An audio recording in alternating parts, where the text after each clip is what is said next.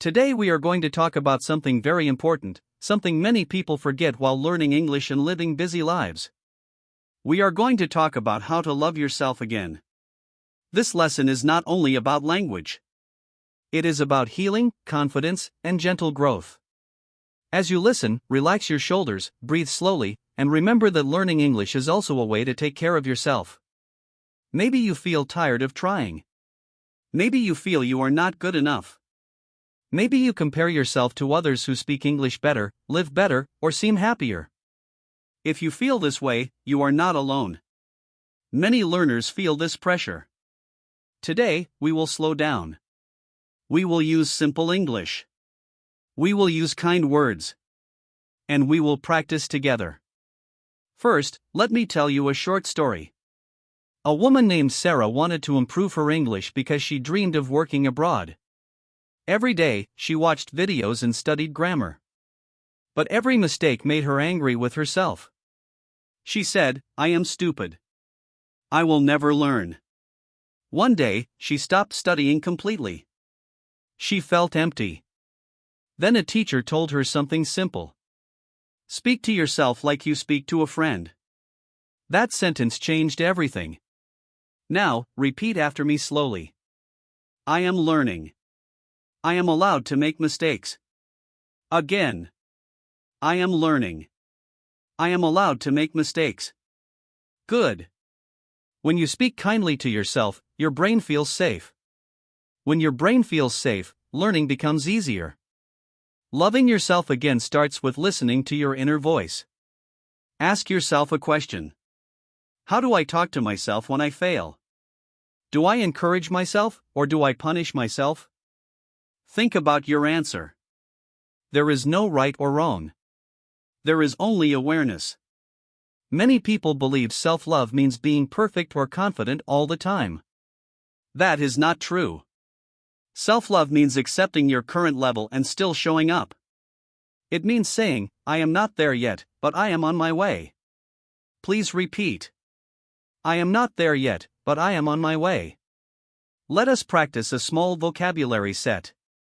Repeat these words after me. Gentle. Patient. Proud. Healing. Now, use one word in your mind to describe how you want to feel while learning English. Maybe gentle. Maybe patient. Keep that word with you. Here is another real-life moment. A man named Ahmed learned English for 10 years, but he was afraid to speak. He thought people would laugh. One day, he decided to love himself enough to try. He spoke with a strong accent. Some people did not understand him. But some did. And they smiled. That smile gave him courage. Confidence often comes after action, not before. So here is a simple exercise. Today, speak one sentence in English out loud. It can be very easy. Say, I am proud of myself for trying. Say it now. Again. Louder. Very good. Loving yourself again also means letting go of the past. Maybe someone laughed at your English before. Maybe a teacher made you feel small. Those moments hurt. But they do not define you. You are allowed to begin again. Say this with me. I am allowed to begin again. As you learn English, treat your mind like a garden. Words are seeds.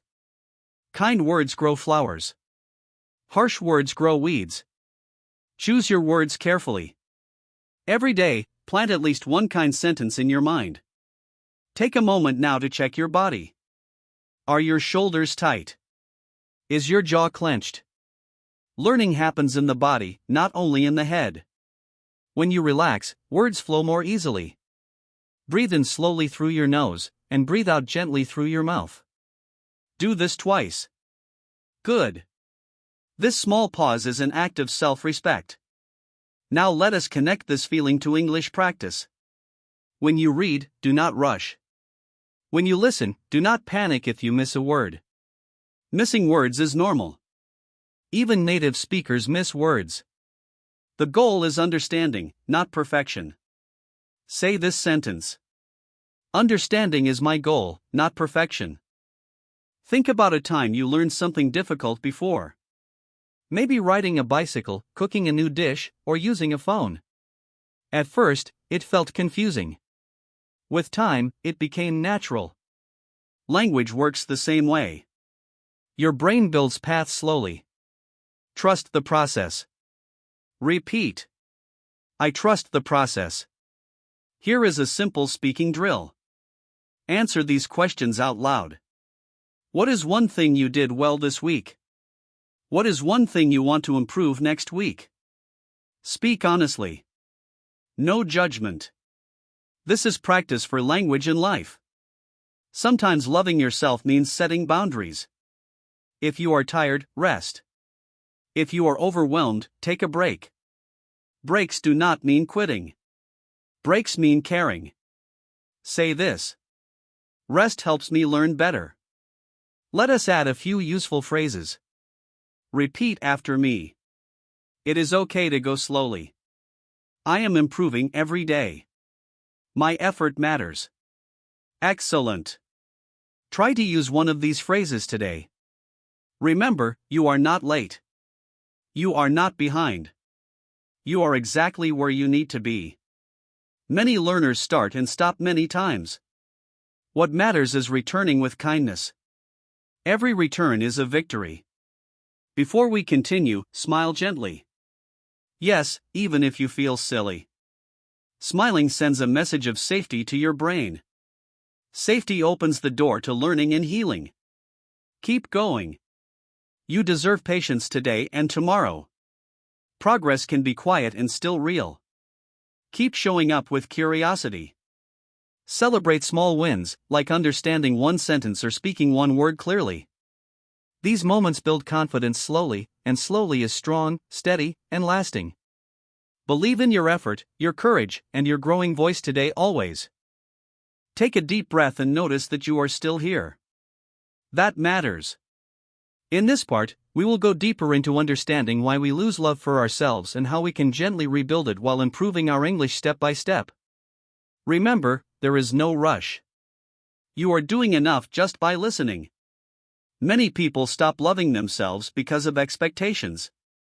Family expectations, society expectations, and personal expectations. You may think, I should be fluent by now. I should speak without fear. I should be better. These thoughts are heavy. They make learning feel like punishment instead of growth. Today, we will change that feeling. Let me share another story. A young man named Daniel moved to a new country. His English was basic. At work, he stayed quiet. People thought he was shy or unfriendly. Inside, Daniel felt invisible. Every night, he replayed conversations in his head and blamed himself. One day, a coworker said, "I like how calm you are." That surprised him. Daniel realized something important. People see us differently than we see ourselves. Now repeat this sentence. I am more than my mistakes. Again. I am more than my mistakes. Very good. When learning English, mistakes are signs of effort, not failure.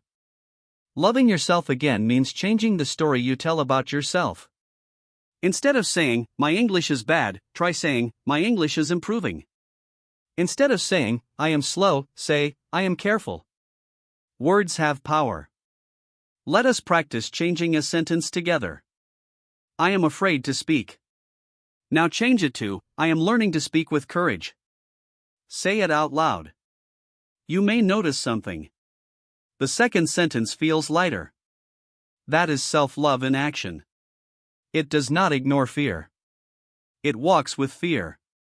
Now let us focus on listening. When you listen to English, do you judge yourself? Do you think, I do not understand anything? Try a new habit.